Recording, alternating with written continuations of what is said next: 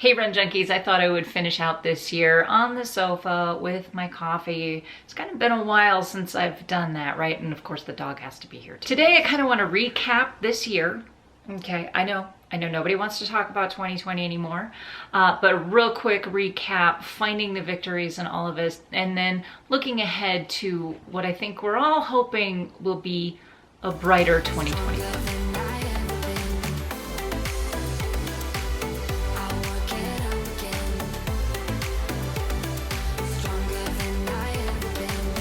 Say about this year that hasn't already been said.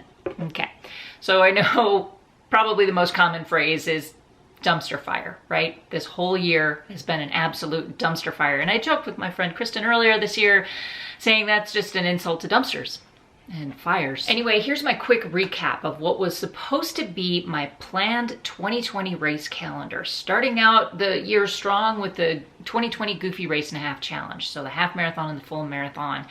Those were a couple of really challenging races, and they were very much the hardest earned all year. And I think no matter what my training calendar looked like this year, it probably would still stand as some of the toughest races. Following that up with the Star Wars Rival Run and Kessel Run challenges, which is basically the virtual half marathon in late winter, and then the live 5K, 10K half on property at Walt Disney World in April. And then the big ticket item, right? The one that I had my sights on pretty much all year. I learned about it in late winter, and I was planning on running Chicago Marathon for time.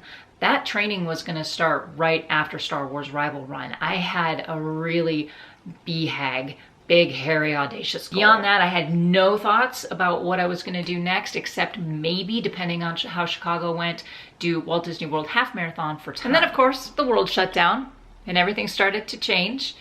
And we started living day to day. We had so much fear and uncertainty. We had no idea what to expect from day to day. And then the lockdown finish line kept moving. It kept getting pushed farther and farther and farther out. And we just didn't know when this thing was going to end. Continued to keep moving forward, but honestly, the first pain point came for me when Star Wars Rival Run was canceled. So fast forward through the summer, I was starting to think about Chicago Marathon. Am I going to run it? But then we started seeing those fall races go down, whether they were postponed or originally scheduled. So when the announcement came down for Chicago, I wasn't really surprised at all. What they decided to do, you could either get a refund or you could defer to 21, 22, or 23. But before that announcement even came down, in the words of my friend Melissa, I decided it was time to break up with Chicago before it broke up with me. We were getting really late into the training, and I didn't want to put a lot of miles on the calendar if there wasn't even going to be a race. I also wasn't sure I would even run it if they had it live anyway. I just wasn't comfortable at that point. It was a big ask at that point to go from no races at all to let's have a really big race. So then I started holding out hope for the Walt Disney World Half Marathon, which I thought, okay, maybe I can run that for time. I really started feeling good about the direction we were going in, and I had more emotional investment in that weekend than I had initially anticipated, that I really gave myself credit for, because the announcement came down that Marathon and Princess Weekends both went virtual, and that one hurt more than I expected it to. So month by month, momentum and motivation shifted from one thing to another. And as the goalpost moved, so too did my focus. And I won't say that I handled every day like a champion, far from it. So what saved me this year was this, you. The videos and the podcast, the running community came together in such a time when every headline just hurt, and we were so broken and disheartened throughout this whole year, but we were virtually together. Run the Edge created the Uncanceled Project. Another Mother Runner created training plans for 8 months out of this whole thing. Countless running businesses encouraged us to keep our chins up and continue running with purpose and pride. And every day we were reminded that running isn't canceled. Community isn't canceled. As every month came and went, I found I would get excited about something different as time passed. The new training plan is always exciting. So Another Mother Runner with this Love the Run You're With, these 2 series, yeah, I did these virtual races, but I also tried things that I'd never tried before, like a virtual relay. That was really exciting to me. By the time I got to the end of this year, I started looking at a much smaller chunk of time rather than a several weeks or months long training plan with a race on the end of it. I took it just a couple of weeks at a time. This is what kept me going all year long. So thank you for sticking around and joining me and keeping me sane and giving me hope. Now, we aren't out of the woods yet. I know. Just because we've flipped the calendar doesn't mean that everything goes away. No, I get that. But I do feel like we are going to see some semblance of normal return back in 2021. I'm not going to put money on when. Let me just tell you what I hope can happen in 2021.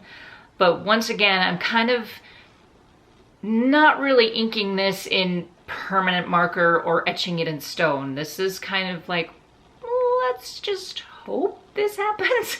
First up, the Walt Disney World Half Marathon virtual event. I am running that one at Walt Disney World in January on property. I'm looking very much forward to that. Followed up by the Princess 10K. The only reason I signed up for that because it has Rapunzel on the medal. I will do that one here around home in February. Then the Star Wars Rival Run virtual challenge. You guys know recently that they announced that they were going to go virtual on that one. I'm going to run those once again on property. If you want to follow that journey, check out this card right there. Then, following that, since the Chicago Marathon offered deferrals for 21, 22, or 23, I decided to claim my application for the Chicago Marathon in 2021. Now, here's the thing. I'm not holding my breath on this one, and here's why. Chicago's Marathon was very clear when you claimed that application, that when you claimed that deferral for the year, that it's still possible you may not get a spot. You're not guaranteed a spot. Now, here's how I'm looking at this.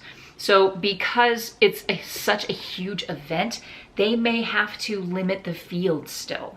It is not that far off if we really think about it. So what I'm thinking they'll do is they'll have the elites accepted first, the qualifiers accepted after that, and then deferrals from 2020 after that. So I have it in my head that that is a possibility. And so as we go through the year, my plans may change, and I'm completely fine with that. I kind of knew that 2021 is going to look a lot like 2020 in that you don't put stock in a whole lot. We just don't know how much longer this thing is going to go. But training for Chicago Marathon begins after Star Wars Rival Run, probably sometime in May or June. So that's when I will reevaluate this whole thing. Beyond that, I don't have any plans beyond Chicago Marathon.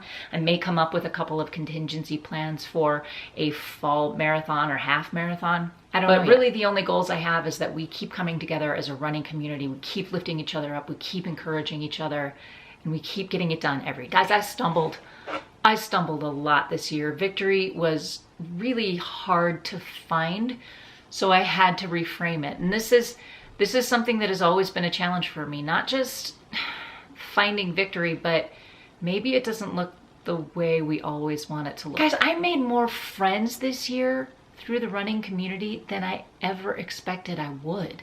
We came together in such amazing ways this year. I never quit, I kept moving, and you came along for the ride.